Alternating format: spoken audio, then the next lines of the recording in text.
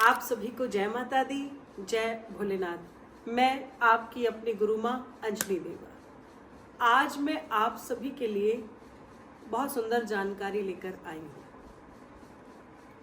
मैं कई बार ऐसे स्थानों पर जाती हूँ जहाँ मुझे बहुत सारे भक्त मिलते हैं और अक्सर जो भक्त हैं वो मुझसे आशीर्वाद के रूप में जो मांगते हैं, उस विषय पर आज हम चर्चा कर रहे हैं।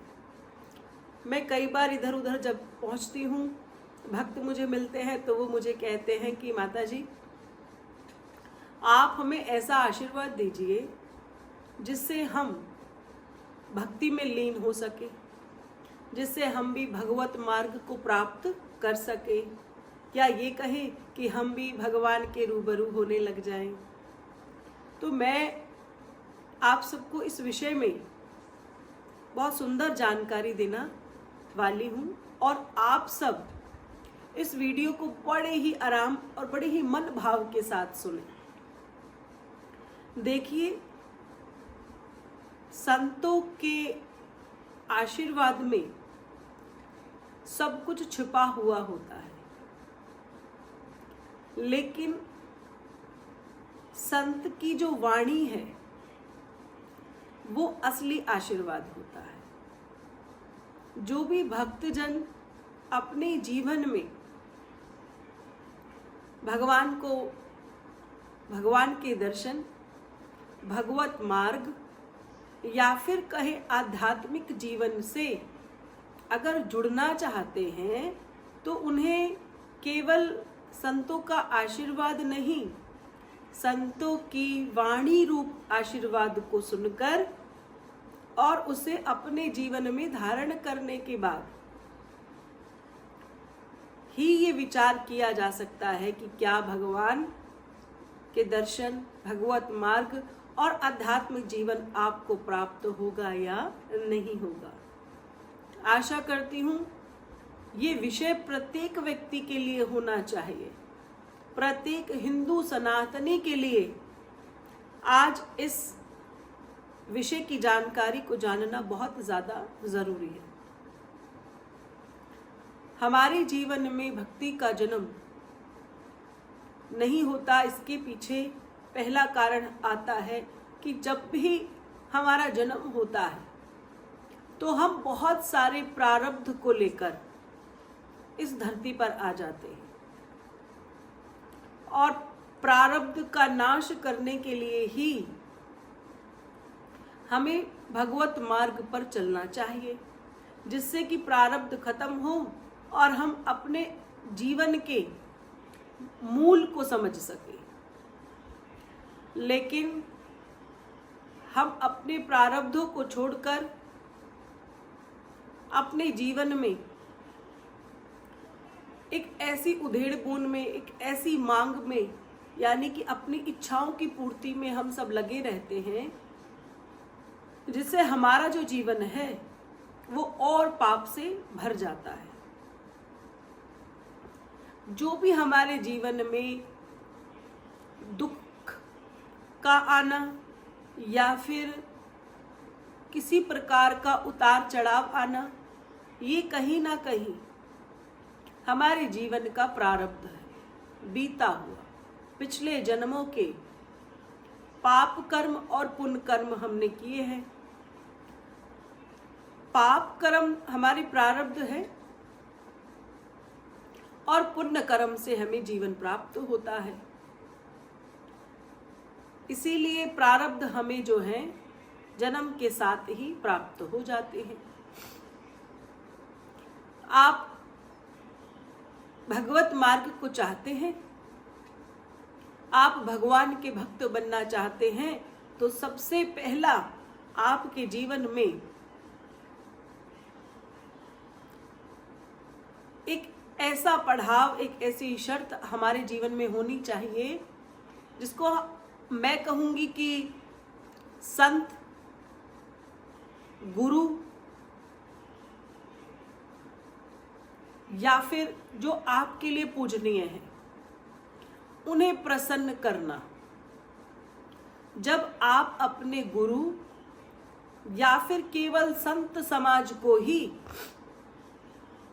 प्रसन्न करेंगे तो ही आप एक प्रकार से एक ऐसी श्रेणी को पार कर लेते हैं जो आपको भगवत मार्ग प्राप्ति का मूल साधन प्राप्त कराता है। संतों को प्रसन्न करने का मतलब केवल संतों को रोटी पानी खिलाने से नहीं होता। मैं मानती हूं कि संतों को भोजन कराना, उनको वस्त्र देना इत्यादि इत्यादि बहुत सारे ऐसे कर्म हैं जिससे संत प्रसन्न होते हैं। लेकिन मैं यहाँ संतों के प्रसन्न होने के लिए जिस विशेष बात को कर रही हूँ वो है आपका या हमारा आचरण। जब प्रत्येक व्यक्ति भक्त भगवान को पाना चाहता है तो उसे अपने आचरण को ठीक वैसा बनाना चाहिए जैसे संतों के माध्यम से बनना चाहिए। जो संत कहते हैं अगर आप वैसा मानकर अपने आचरण को बना लेते हैं तो ये एक ऐसी सीढ़ी है जो भगवत मार्ग में आपका प्रथम चरण बनती है। जब आप संतों को प्रसन्न करते हैं और अपने आचरण को वैसा ढाल लेते हैं, अब आचरण में किस प्रकार की बात कर रही हूँ, सीधे सीधे शब्दों में कहेंगे जैसे कि मैं ही आपको कहती हूँ कि आप कंठी को धारण करें, अर्थात आप रुद्राक्ष की माला को पहने, अपने गले को खाली न छोड़े, उसमें रुद्राक्ष को धारण कर ले, माथे पर चंदन रौली का तिलक अवश्य हमें लगाना चाहिए। आचरण में कहूंगी बहुत ही सुंदर विचार, खान पान यानी आप शराब न पीते हो, आप मांस मदिरा का सेवन न करते हो और गाली गलौज न करते हो और आपका जो जीवन है वो बिल्कुल साफ सुथरा बहुत ही शांतिमय होना जरूरी है। अगर आप ये सारी चीजें जो मैंने बोली है संतों के पास बैठकर अगर इसमें से कोई भी काम आप करते हैं तो संत आपसे प्रसन्न नहीं होते हैं। इसलिए हमें आचरण संतों के अनुकूल बनाना है। संतों को प्रसन्न करने से हमें भगवत मार्ग प्राप्त हो जाता है। उसके बाद में अगले चरण की ओर अगर आऊं तो हमें अपने जीवन में कुछ कार्य जो निषेध बताए गए हैं हमें उन्हें नहीं करना चाहिए। जो गुरु आपको कहे कि ये काम नहीं करना है, अगर उनका शिष्य सनातनी प्रत्येक भगवान का भक्त जिन कार्यों को निषेध बताया जाए, अगर निषेध कार्यों को अगर कोई भी व्यक्ति करता है और फिर वो भगवत मार्ग प्राप्त करना चाहता है तो भगवान कहते हैं कि निषेध कार्यों को करने वाला प्रत्येक जीव प्राणी कभी भी भगवान के स्वरूप के दर्शन नहीं कर सकता। निषेध कार्य प्रत्येक व्यक्ति के धर्म के साथ जोड़े जाते हैं। जैसे कि छोटे से शब्दों में कहूंगी कि अभी आने वाले हैं नवरात्रे, उससे पहले आने वाली है एकादशी यानी पाप मोचनी एकादशी, भगवान की एकादशी, माँ भगवती के नवरात्रि, मासिक शिवरात्रि, ऐसे जो भी त्योहार हमारे जीवन काल में आते हैं जो सनातनी हैं। उस दिन शराब पी लेना, उस दिन हमारा ऐसे लोगों के साथ बैठना उठना जो हमारे धर्म के विरोध है, या फिर हमारा ऐसा आचरण जैसे कि कुछ लोग एकादशी का परहेज नहीं करते और उस दिन चावल खा लेते हैं।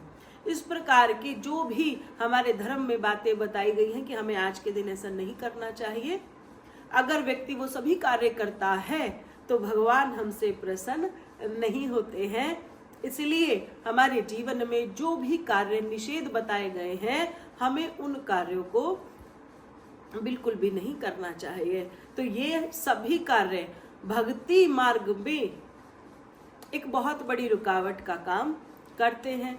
इसीलिए भगवान को पाने के लिए हमें हमेशा वही कर्म करना चाहिए जो हमारे वेद पुराणों में बताए जाते हैं। अगर आप इसके विपरीत जाते हैं तो भगवान भी हमसे बिल्कुल नाराज होने लग जाते हैं। इसलिए क्या कहते हैं कि जब भी आप भगवान को पाने की बात करते हैं तो हमें अपने आचरण को और अपने जीवन को बहुत ही सरल और सुंदर बनाना चाहिए।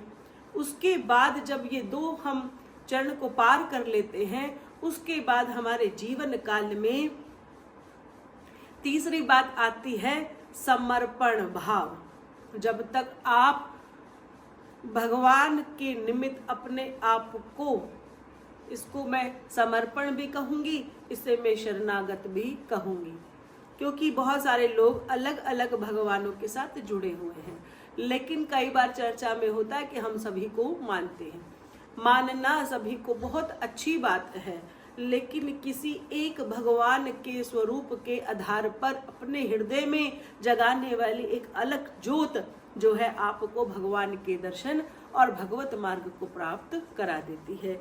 इसीलिए जब तक हम भगवान के निमित्त शरणागत नहीं हो जाते, तब तक हम भगवत मार्ग को प्राप्त नहीं कर सकते।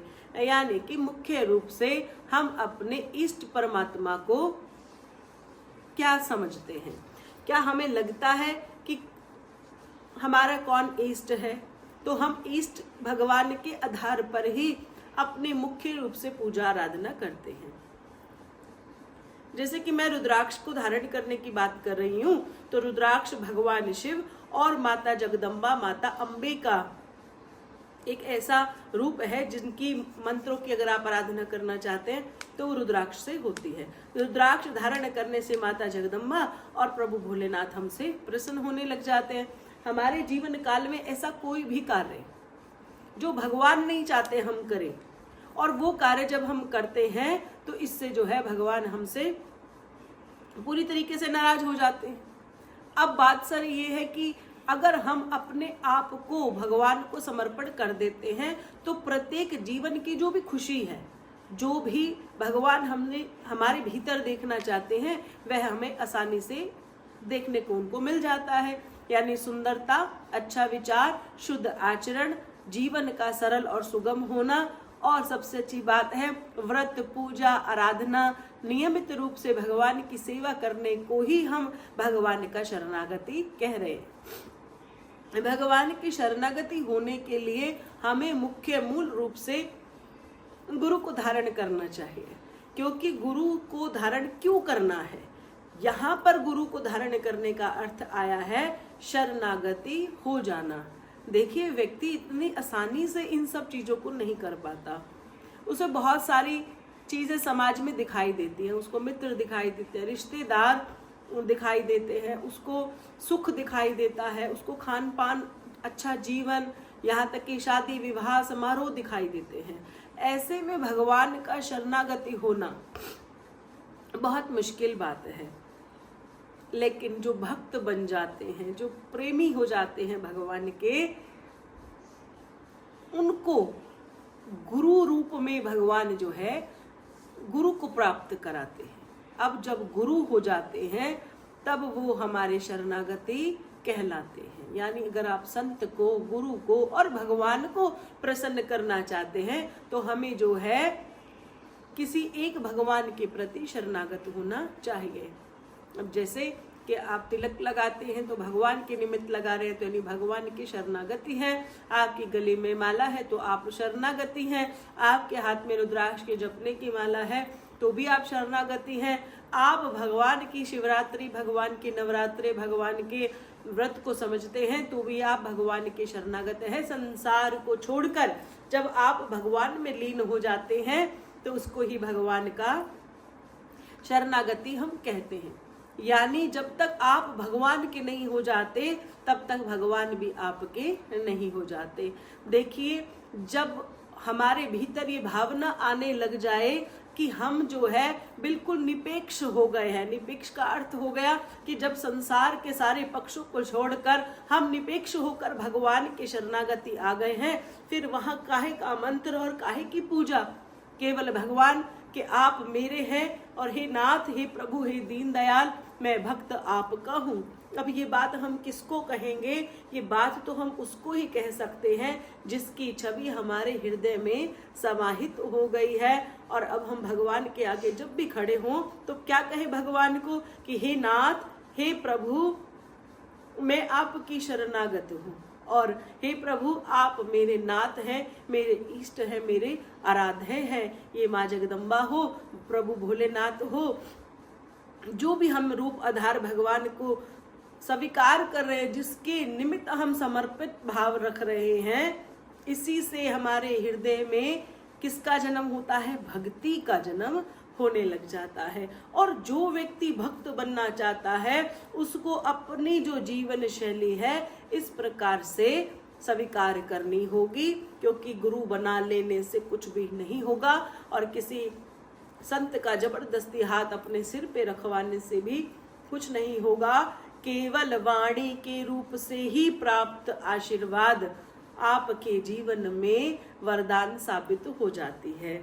यही वो अमृत है जिसे घोल कर आप पी ले तो आपकी आयु लंबी हो जाती है। जीवन के जो रोग हैं, वो जो शोक है, जो रोग है, वो नष्ट होने लग जाते हैं। सर्वे भवन्तु सुखने का अर्थ क्या है कि सब और सुख तभी आ सकता है जब आप इतने पवित्र भाव से भगवान को कहें कि हे भगवान सदा सबको सुखी रहने का आशीर्वाद दे। लेकिन जो मांसाहारी व्यक्ति है वो तो देखो ये प्रयास न करे कि वो संसार के सुख की बातें करेगा। क्यों करेगा? क्योंकि वो तो दूसरे को दुख दे रहा है। इसीलिए आप संतों की पास जाना चाहते हैं, संतों की छत्र छाया में रहना चाहते हैं, उनसे आशीर्वाद चाहते हैं और अपने जीवन के प्रारब्धों को नाश कर कर भगवान की सुंदर छवि, भगवान के प्रारूप, भगवान के स्वरूप के दर्शन करना चाहते हैं।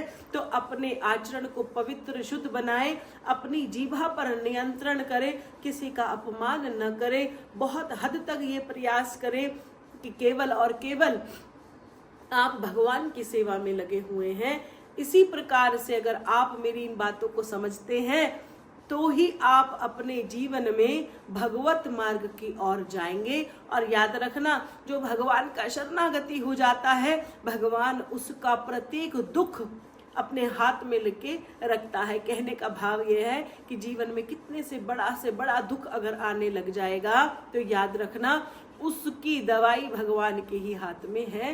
तो केवल आपको भाव से भगवान की आराधना करनी है और अपने जीवन का कल्याण करना है। आशा करती हूँ आपको मेरी बात समझ में आई होगी। इस वीडियो को आराम आराम से देखे, सुने, समझे और कमेंट में जय माता दी लिखकर माता भगवती माता के श्री चरणों में अपने नाम की अरदास लगवाएं। आप सभी को प्यार भरी जय माता दी, जय भोलेनाथ, जयकारा शेरा वाली माई जी दा, बोल सच्चे दरबार की जय हो।